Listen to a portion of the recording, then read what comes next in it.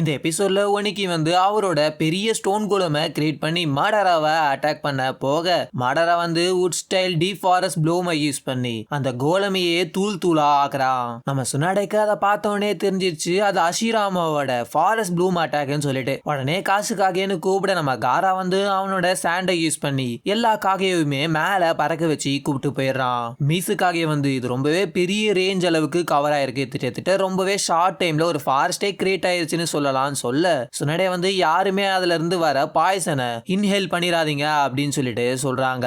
அப்ப சுனடே வந்து அவரோட டி ஃபாரஸ்ட் எமர்ஜ் மட்டும் இல்லாம டி ஃபாரஸ்ட் ப்ளூம் அட்டாக்கி யூஸ் பண்ண முடியுது. இந்த கபுட்டோவன்ற மாதிரி அவன் மேல கோவப்படுறாங்க. அப்படியே நம்ம கபுட்டோவை காட்ட கபுட்டோ வந்து இந்த காலகட்டத்துல அஷிராமா செஞ்சு அளவுக்கு யாருமே பவர்ஃபுல்லா இல்ல.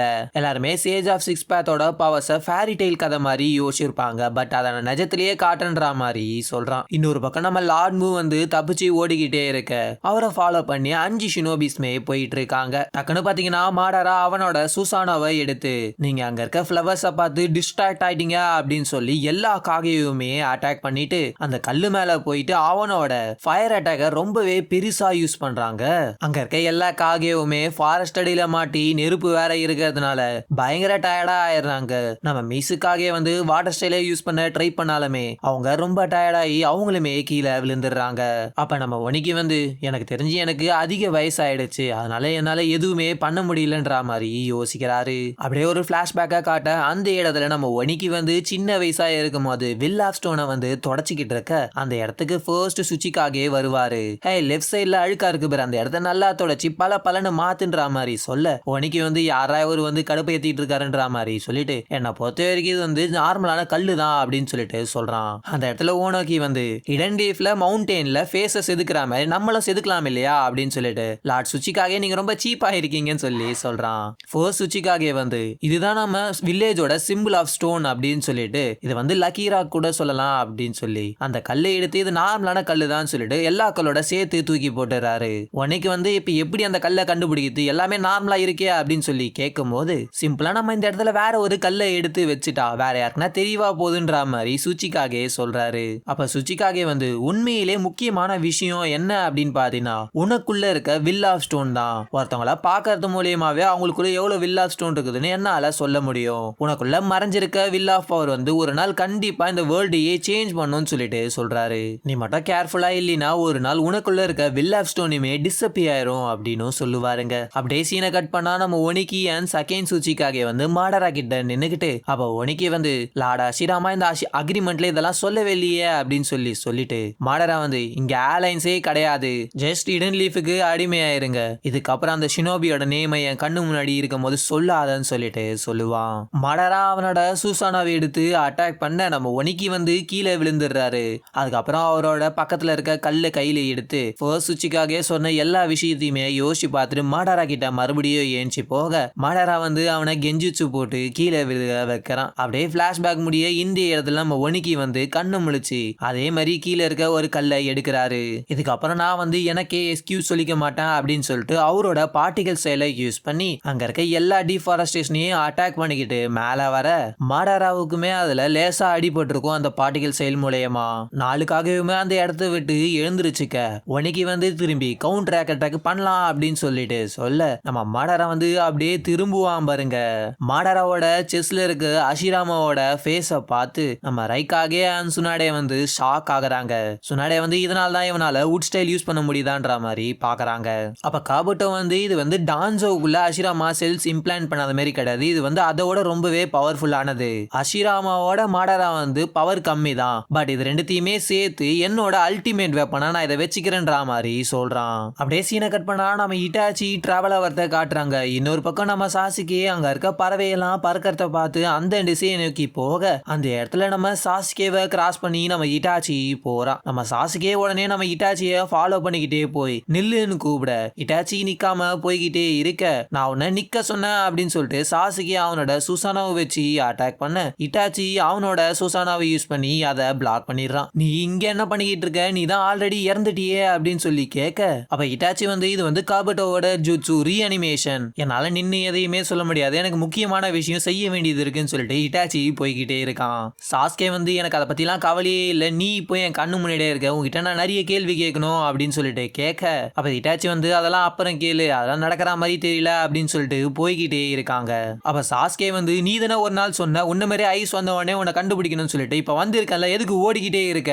உன்னோட பொய்ய மறைக்கவா இல்ல உன்னோட உண்மையை சொல்ல தைரியம் இல்லையா? உன்னை பத்தின எனக்கு எல்லா விஷயமும் தெரிஞ்சிருச்சுன்ற மாதிரி சொல்ல, அதனால நான் இந்த முடிவு எடுத்திருக்கேன், நான் லீஃப் வில்லேஜை டிஸ்ட்ராய் பண்ண போறேன். அப்ப இட்டாச்சி வந்து நம்ம சண்டை போடும் போதே நான் இதை உன்னை திங்க் பண்ண சொன்னேன், ஒருத்தரோட இல்யூஷன் வந்து இன்னொருத்துக்கு ரியாலிட்டியாவே இருக்கலாம். அப்ப சாஸ்கே வந்து நான் ஒன்னும் இல்யூஷன்ல கிடையாது, என்னால உன்னோட கெஞ்சுச்சுல இருந்து கூட பார்க்க முடியும், இந்த ஐஸ் வந்து உன்னோட ஐஸ் அப்படின்னு சொல்லிட்டு சொல்லுவான். அப்ப இட்டாச்சி வந்து நருட்டோ சொன்ன விஷயங்களை யோசிச்சு பார்க்கறான். சாஸ்கேக்கு உன்னை பத்தின விஷயங்கள் தெரிஞ்ச உடனே அவனோட ஓல்டர் பிரதருக்காக லீஃப் வில்லேஜை டிஸ்ட்ராய் பண்றதுக்காக அவன் தயாராயிட்டான். இந்த விஷயங்கள் எல்லாம் இட்டாச்சி யோசிச்சு பார்த்துட்டு, நான் இதை வந்து வேற ஒருத்தன் கிட்ட இருந்து இந்த இன்ஃபர்மேஷனை ஆல்ரெடி தெரிஞ்சுக்கிட்டேன், நீ நிறையவே மாறிட்ட சாஸ்கேன்னு சொல்ல, அப்ப சாஸ்கே வந்து நீ தான் எல்லாத்தையுமே மாத்திட்ட, நானும் இறந்திருக்க வேண்டியதுதான், என்னோட பேரண்ட்ஸோடவே நீ என்ன கொண்டிருக்கணும். அந்த மொமெண்ட் வந்து சாஸ்கே டோபி வந்து இட்டாச்சி இந்த மாதிரி அவன் வந்து எல்லா டிசிஷனுமே எடுத்தான், எல்லாமே வில்லேஜுக்கு சாதகமாகும், வில்லேஜ் அதுக்கு எதுவுமே எதிர்த்து சொல்லாம மொத்த கஷ்டத்தையும் உன்னோட அண்ணன் இட்டாச்சியே ஏத்துக்கிட்டான். இந்த எல்லா விஷயத்தையும் சொல்லியிருப்பான் இல்லையா? இதை வந்து சாஸ்கே யோசிச்சு பார்த்துட்டு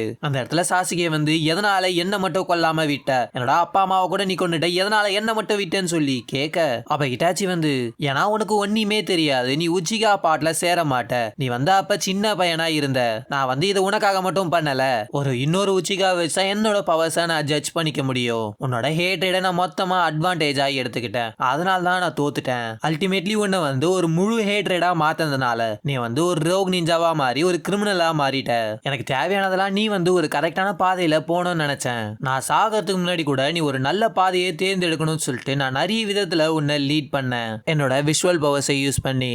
அப்ப சாஸ்கே வந்து யாருமே இல்லாத ஹாப்பினஸே இல்லாத அந்த பாதையில நடக்கணுமா, எனக்கு அதை பத்தி கவலையே இல்லை, நான் அந்த பாதையை தேர்ந்தெடுக்கவே மாட்டேன்னு சொல்ல, இட்டாச்சி வந்து கரெக்ட் தான், உன்னோட ஜேர்னியோட டிசிஷனை நீயே தான் எடுக்கணும். அப்ப சாஸ்கே வந்து நீ என்னதான் என்ன ட்ரை பண்ணி என்னோட பாதையை மாத்த ட்ரை பண்ணாலுமே என்னால என்னோட ஐஸ் யூஸ் பண்ணி எல்லாத்தையும் பார்க்க முடியும் அப்படின்னு சொல்ல, நம்ம இட்டாச்சி வந்து அந்த இடத்துல சிரிக்கிறாங்க.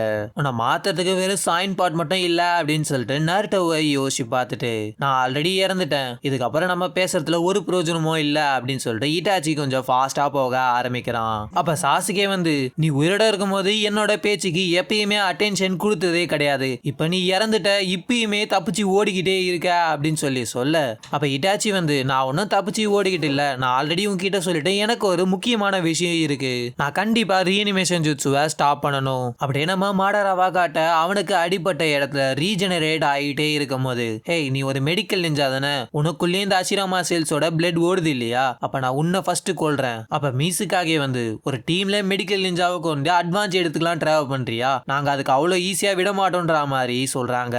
அப்ப மாடரா வந்து அது ரீசனே கிடையாது, அவங்கள கொல்ல போற ஃபர்ஸ்ட் எதனால காரணம்னா அவ வந்து ஒரு அஷிராமா செஞ்சுவோட லீனேஜ்ன்ற சொல்றான், உன்னோட மெடிக்கல் யூஸ் வச்சு அதோட ஹீலிங்கை நீ யூஸ் பண்ணும் போது ஸ்ட்ராங்கா இருக்கலாம், பட் உன்னை வந்து அஷிராமாவோட கம்பேர் பண்ணும் போது அவன் சயின்ஸை யூஸ் பண்ணாம உடம்பை ஹீல் பண்ண முடியும், அவனோட ஜூட்ஸு எல்லாத்தையுமே அவனே கத்துக்கிட்டான், அவனை எல்லாருமே ஒரு பவர்ஃபுல்லான ஷினோபியா பார்த்தாங்க, நான் அவன் கூட சண்டை போடும் போது அது வந்து என்னோட டெத் மேட்ச் மாதிரி இருந்துச்சு, அதோட இதை கம்பேர் பண்ணும் போது இது வந்து ஒரு சைல்டு பிளே மாதிரி தான் இருக்கு, சரி என்னதான் பண்ண போறீங்க, உங்களால ஒரு வுட் ஸ்டைலை யூஸ் பண்ண முடியாது, உன்னோட மெடிக்கல் நிஞ்சா வந்து என் பக்கத்துல கூட வராது, மொத்தமா பார்த்தா நீ ஒரு வீக்கான உமன் தான், வீக்கான ஷினோபிஸை பார்த்தாலே எரிச்சல் கிளம்பும், அதுல வீக்கான செஞ்சுஸை பார்த்தா இன்னும் எரிச்சல் தான் கிளம்புதுன்ற மாதிரி சொல்றான். அப்ப சுனாடே வந்து நான் அஷிராமா செஞ்சுவோட பிளேட் லைனை சேர்ந்தவன், என்னால வுட் ஸ்டைல் யூஸ் பண்ண முடியாது, என்னோட மெடிக்கல் நிஞ்சா வேணா அஷிராமா செஞ்சு ஹேண்ட் சயின்ஸை யூஸ் பண்ணாம வரா மாதிரி இருக்கலாம், நான் ஒரு உமன் தான், ஆனா வீக்கான உமன் கிடையாது,